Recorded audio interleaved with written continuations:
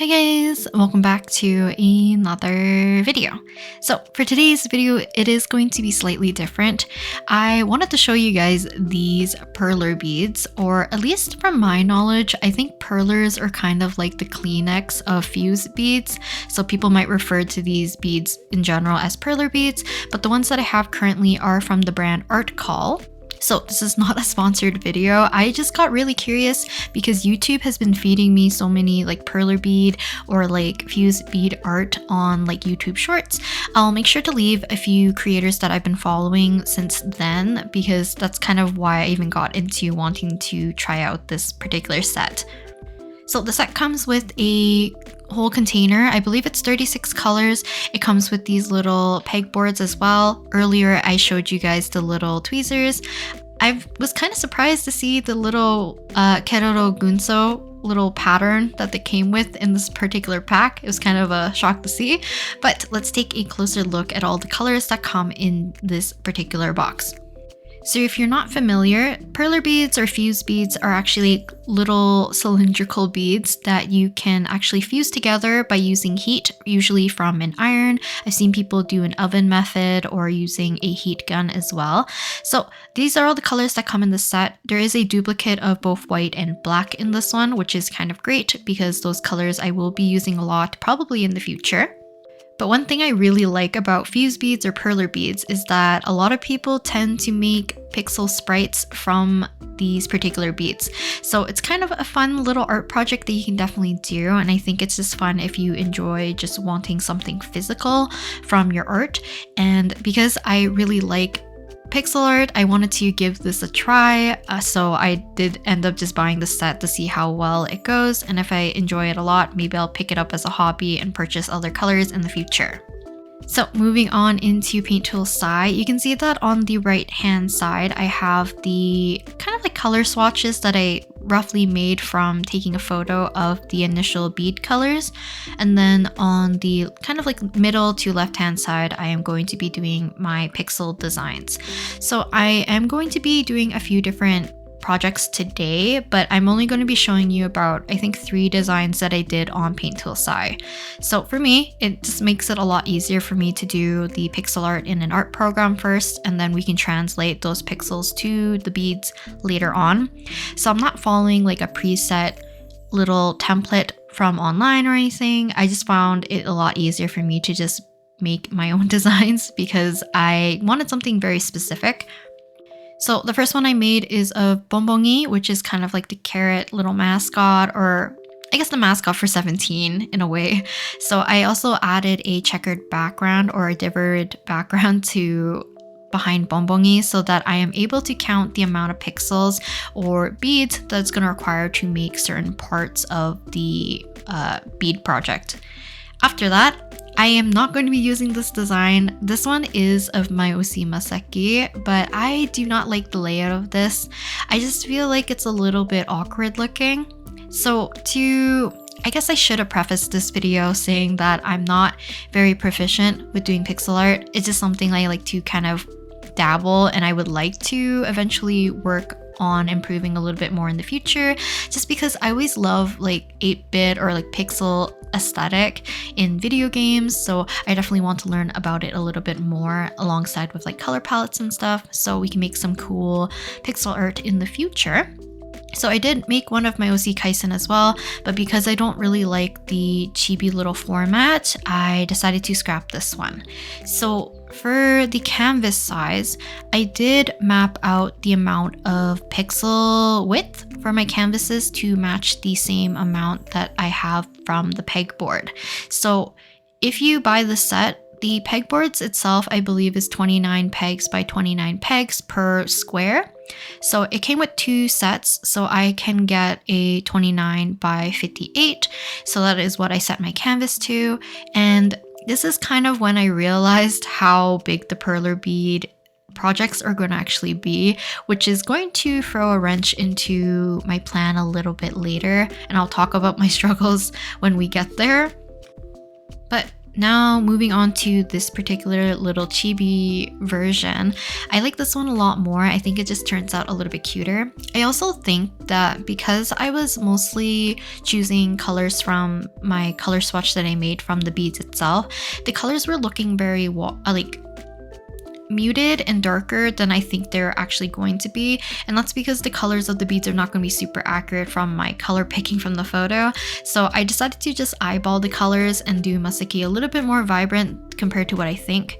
Also, you can see how I'm utilizing the background with this checkered pattern, so I'm able to count every other pixel so that I can count how many, like how long something is, because in Paint Tool's side, there is no grid pattern, so it's hard to see where some pixels are starting and stopping.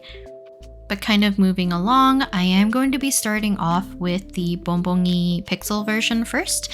But in terms of like order of where I started working on certain projects and stuff, I actually did half of Masaki first, but I realized that I should probably do a smaller project before moving on to Masaki just in case I mess it up completely.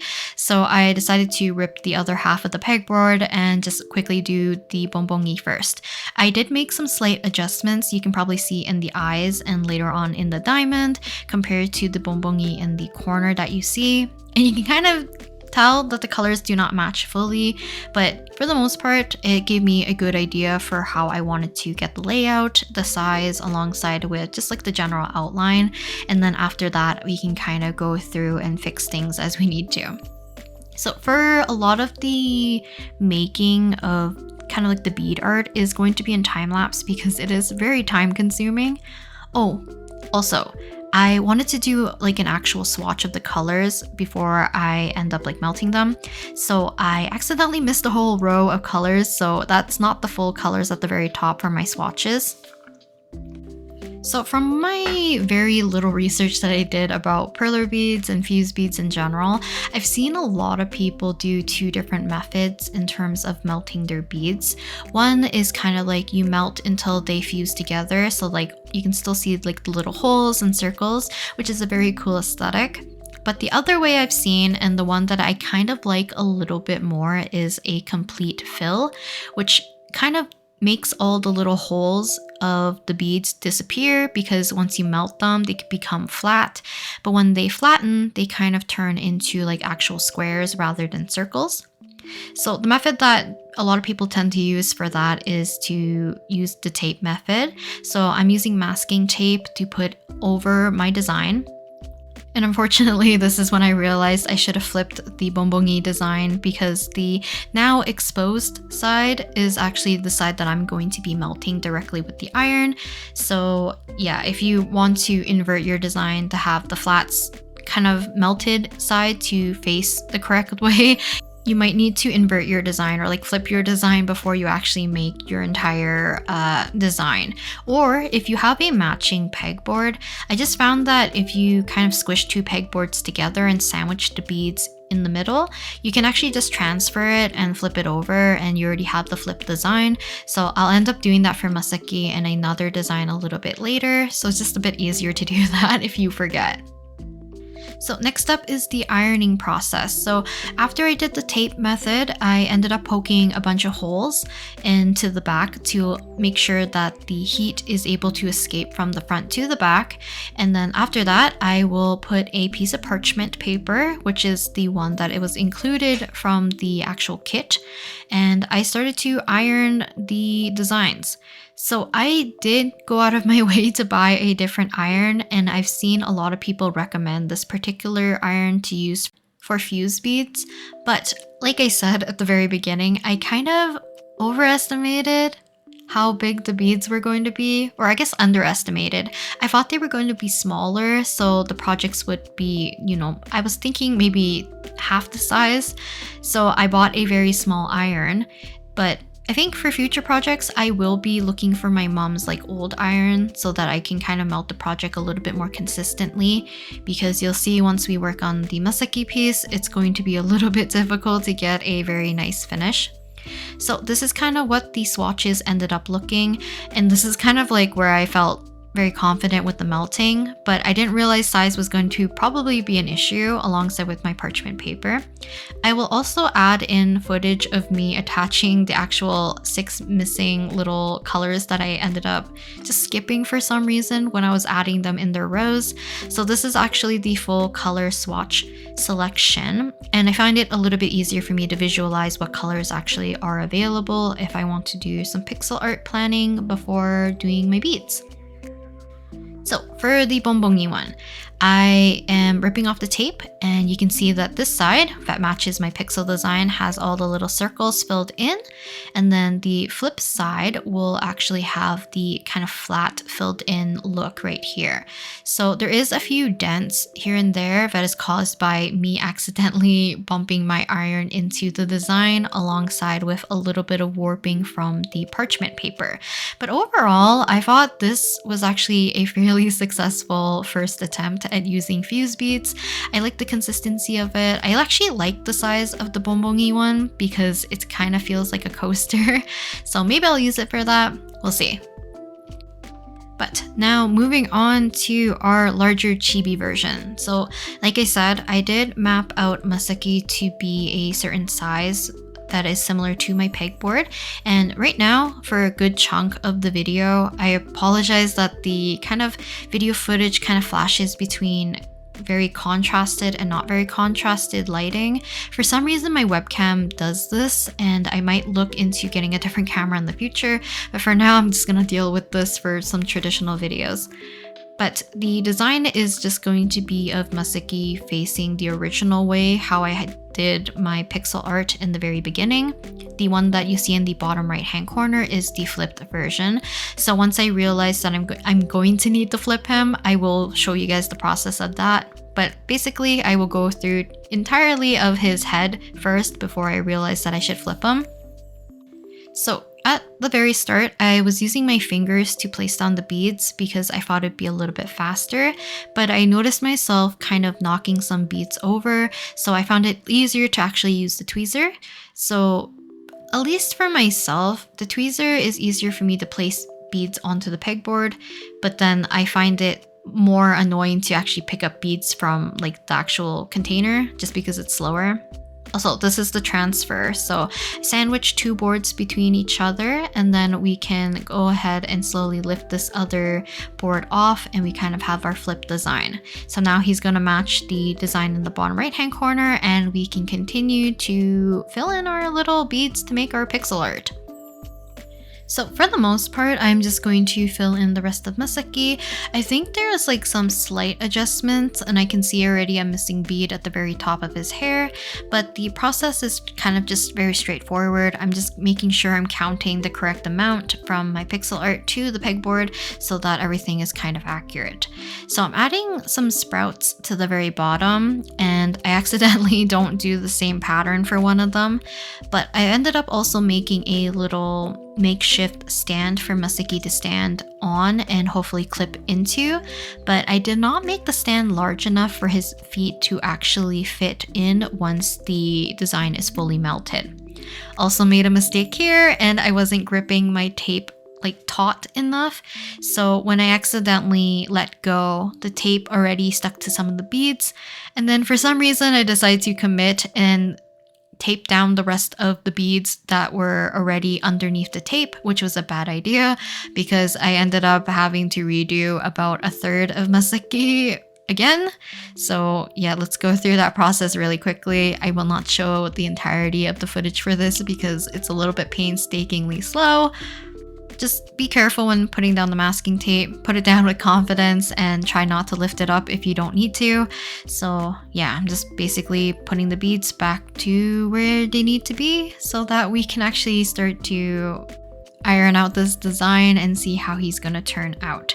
But for the most part, I was perusing a little bit on Artkal's website and looking at the copious amount of colors on their website. So if I end up wanting to do more in the future, I'll definitely buy probably individual bags to supplement the colors that I actually want.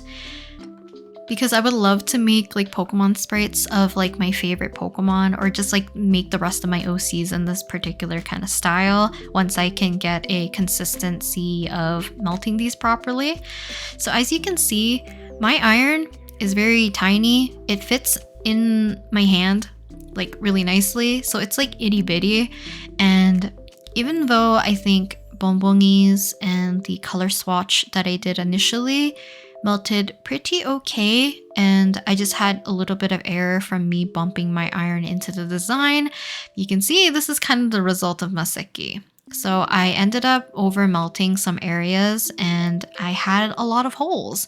So I will put some images with comparisons of what his kind of design looked like before I try to remedy and fix his face. Because on this side, my guy has really big holes in his face, and initially, which you'll see in the picture on the left, you will see that he actually had not too big of holes in his face, but because I did not let the air vent through the tape and I started to try to fix the melting process once again, it made the holes a lot larger, and I don't know, it just looked a lot worse. But because of how he turned out and the amount of colors that I ended up using, I wanted to check if I could actually make a second version of this. So here he is. I did not record the process, but this is the second version. You can see some color changes that I did and a little bit of, I don't know, part of it's like a mistake. He is a single row of beads taller than the very first version, but you can see this back part of the one on the right looks a lot more neat and clean. I just like how it looks overall, and there is very little problems with the front side, at least to my knowledge. So other than warping and over melting and creating some shiny spots, you'll see he's kind of wrinkly and kind of gross looking if you look too closely. But for the most part, at least pretty much all the holes were sealed in. I definitely think a lot of the warping came from the fact that the heat from my tiny little iron started to warp the parchment paper. And because when the beads melt, it becomes like a lot more soft. So every time I scrub the iron back and forth, or if I'm lifting up my parchment paper to check on whether or not the beads are fully melted, I'm always like indenting and creasing the paper into Maseki. It also doesn't help that when I was doing the ironing process, I was probably squishing down too hard, creating some little areas of what looks like smearing of icing for some of the colors. But you can see that Maseki does not fit in the stand. I'll leave a link to the video that I was referencing to make the stand. I did not take into consideration of the actual melting process, so it's kind of dumb of me, but in the future I'll do another attempt of one if I have enough colors. I did another practice one after I did the last Maseki of a little Bob-omb from Mario, and I changed the colors to fit the aesthetic that I wanted, which is kind of more pink and blue, and the base is kind of like a dark purpley blue. But this one came out a little bit more clean compared to the Maseki's. Like I said, it's probably due to the fact that my iron is probably similar in size. Maseki's head probably could have came out unscathed in comparison if I took a little bit more patience, because it's similar in size to my iron as well. But a lot of the indentations from the paper is what caused the most kind of wrinkling and damage to the Bob-omb one. If you overmelt your beads, you kind of get this weird splotchy look to them, like I did on the sprouts, because I was melting them too hastily on too high of a heat. So with most of these out of the way, I was actually thinking of potentially doing one more project. I did not know if I was gonna have enough time to do this, but I thought it'd be fun as I'm working on the outline if you guys could leave a comment and guess who or what do you think I'm making a design of right now. I did end up accidentally not flipping the design once again, so I did the same method of adding the pegboard on top, sandwiching it, and flipping it over. So right now it might be a little bit more obvious who I am making. It might be not too obvious if you're not too frequent or a person who watches my stuff till the very end of my videos, but we'll slowly have a reveal because I tried my best to go row by row this time so that we can kind of have a slow reveal as we get closer and closer to the face and the top of our chibi. So 2 reasons why I'm doing this is, one, the colors of this particular character is kind of different from Masaki's. So I had plenty of these colors compared to a lot of the browns. I believe I have like 10 light browns left, so I definitely need to restock if I want to make anything that has the color brown. I've also struggled a lot with the placement of these beads. For some reason, I just couldn't count, and I ended up also just replacing some of the beads anyways to have a cuter gradient. But can you tell who am I making? So in the bottom right hand corner, I do have a chibi version in pixel form of my kind of like persona design, or I guess like me in this case. So I thought it'd be cute because I was kind of thinking that I would bring my Masaki little perler bead design with me to Animathon and have him at my table, and have him either with a speech bubble or something that says like, you know, accepts card and cash, or something to do with like the gacha system at my table, something, because I think it would be kind of cute to use them as signage. So even though I love my OC Masaki, I thought it'd be more fitting if I have myself at my table. So hoping and praying that this one would work out, which I think you can probably tell about how I'm wording it. It's not going to turn out super well, but I'm going to see if I can find a way to salvage it in a future time. I was going to say future video, but I probably won't make a video about me fixing it. So I did not show it for some of the other designs, but I have seen people use the pegboards to poke the holes into the designs instead of individually poking them with tweezers or with a pen, just because it's a little bit quicker. So now with the design fully flipped over and it has all the vented holes, let's go ahead, put the parchment paper and start to melt me, I guess. So I did end up using a higher heat setting on my iron. Now, I don't think it was a super bad idea, but I ended up leaving my iron in little spots instead to kind of fuse things more, not exactly slowly, but I thought this would make things a little bit more consistent. So this was probably an error on my part, because the high heat and leaving it onto like certain parts inconsistently ended up having holes everywhere on my face, which, at least to me, I do apologize if you also have the same phobia of holes. Just don't look too closely. It does bother me a little bit on this one, but because, I don't know, the tape bothers me more. The holes on the tape bothers me more than the holes in my chibi's little face. But it does make me a little bit sad that it had to be on the face because it's the most noticeable. But luckily the backside, where it's kind of unmelted, doesn't look too terrible. I did have some tape sticking to the back a little bit too much, and that's why it kind of makes me feel like the heat was a little bit too high. So I had similar problems with my first attempt at Masaki. The tape just wasn't kind of budging from my design, but the one I did of my second Masaki and the bonbongi and the bob-omb, the tape removed quite easily, so I probably did just use too much heat. But here I am with all the holes in my face alongside with the first attempt at Masaki, but you can kind of see that the holes on Masaki's looks a little bit more worse because kind of me reattempting and trying to fix it with adding more heat just melted it to make the holes in his face just look, I don't know, it just looks kind of weird, and they got a little bit larger.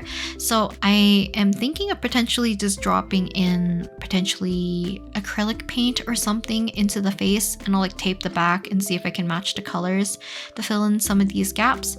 If not, I'll just use the other side because the textured side actually doesn't show the holes too bad, I guess. You can still see this one's quite wrinkly from the parchment paper quite a bit. But hopefully you guys enjoyed today's video and my little journey of learning how to use perler or fuse beads.